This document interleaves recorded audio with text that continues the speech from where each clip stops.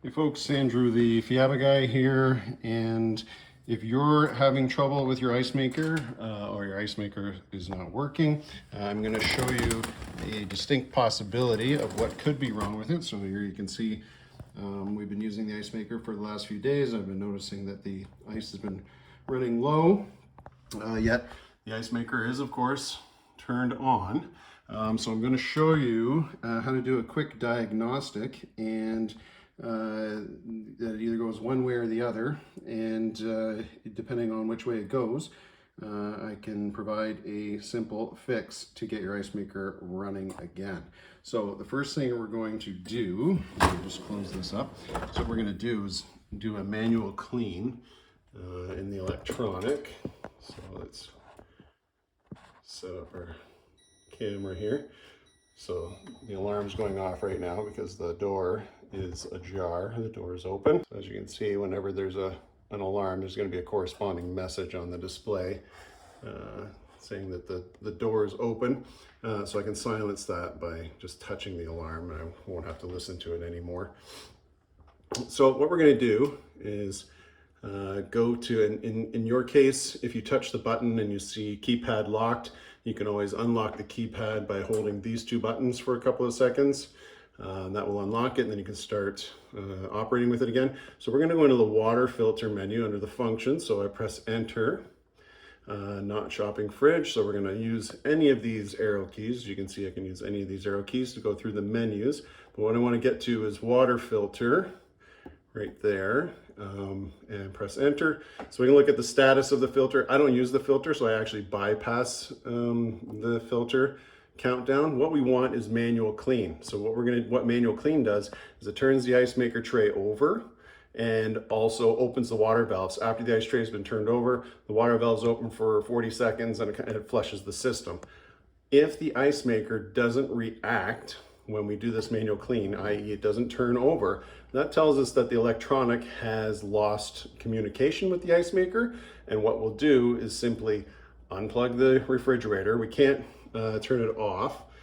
That's just a soft off if we turn it off. But if we do a hard reset, that is unplug it or turn off the breaker and turn it back on again, it'll reboot, just like you reboot your phone or your laptop every once in a while. It'll reboot the electronics and reestablish communication between the ice maker and the electronics again. So what we'll do is we'll run the test now. What I expect to see is that the ice maker won't respond. And when you're doing the manual clean test, it's important to have the ice maker actually disabled and turned off. So we'll press manual clean, and it says please wait.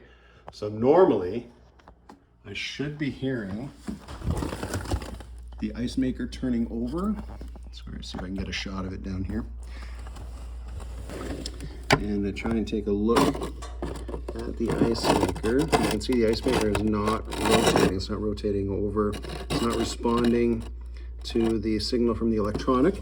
So, which is actually a good thing, because that's telling me that the electronic is not communicating with the ice maker and that a hard reset should do the trick for us. So normally this please wait would only take about 20 seconds while the ice maker turns over, which we'll see once we get it operating again.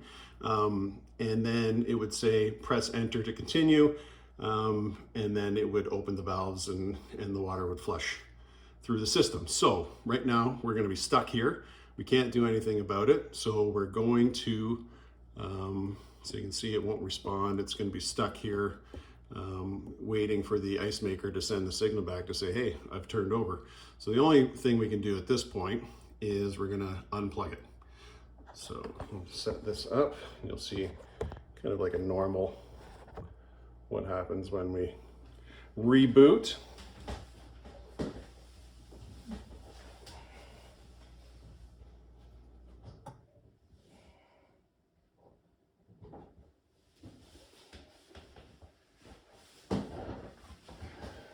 And that's it. You only have to unplug it for about, 5 seconds, or turn off the breaker for about 5 seconds. And it's going to reboot. So this is what you're going to see. The first thing the fridge does is an initial test, as you can see on the display. This is where the electronic is communicating, making sure it can talk to all the sensors. You'll see the lights will come on.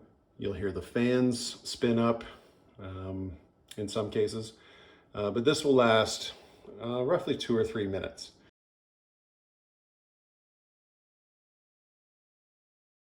Okay, initial test is done. It's now starting startup phase. Startup phase is basically the electronics saying, hey, I've just been rebooted and I have to achieve the set temperature. So right now it's telling me the fridge is 11 degrees because I've had the door open for some time now, but if I check the set temperature, it's actually 4 degrees. And then it'll time out and go back to showing me the real-time temperature. And then the freezer is set at -19 and the real-time temp is -16. So it's going to continue startup phase until the set temperatures are achieved. So now we're going to try that manual clean test again. And so we press menu, we want function, so we press enter. We're going to cycle through the menu items until we get to water filter again. So we'll press enter. We don't want the status of the filter, we want manual clean. So, and immediately when I press enter, it says please wait.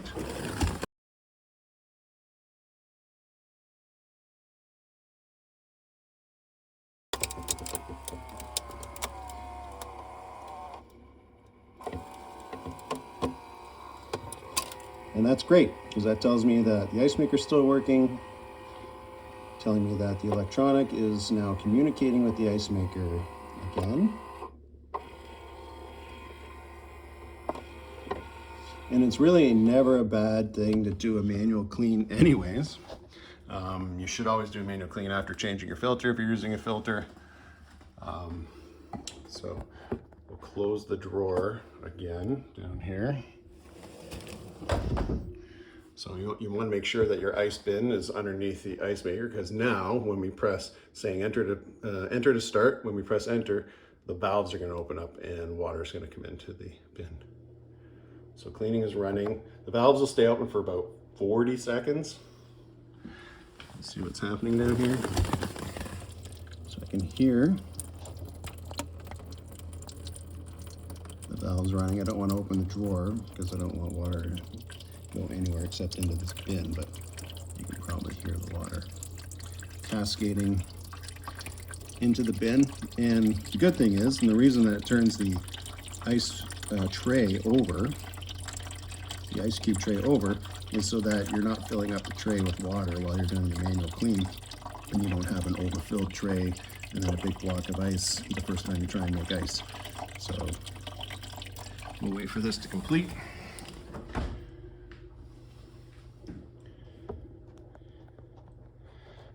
And if you want to make sure you've got, decent pressure or enough water coming into your ice maker, at this point, when you empty the collection bin, so it's telling me to empty the ice bucket, when you go to empty it, you can actually measure it, and you should get 3 to 3.5 cups of water after that 40 seconds of run time. So we're going to empty our water bin.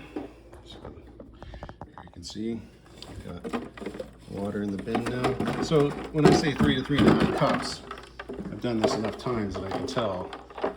You want about 3/4 of an inch of water in the bottom of the bin, and that's ideal. So pour that out.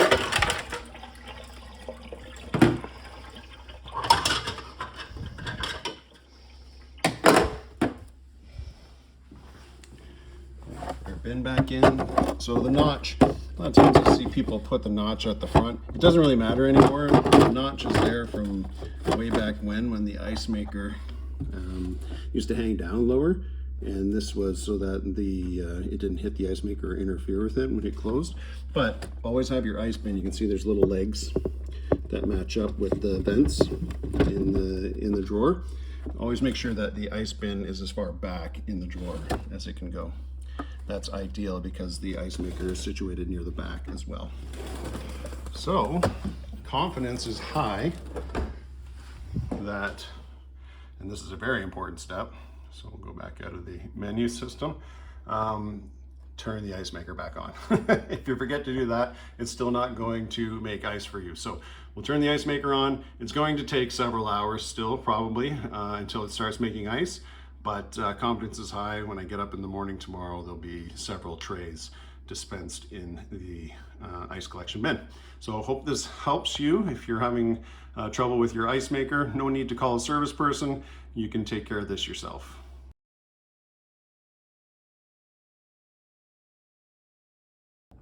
Okay, it's the next morning. Let's see if we had some success with some ice production overnight.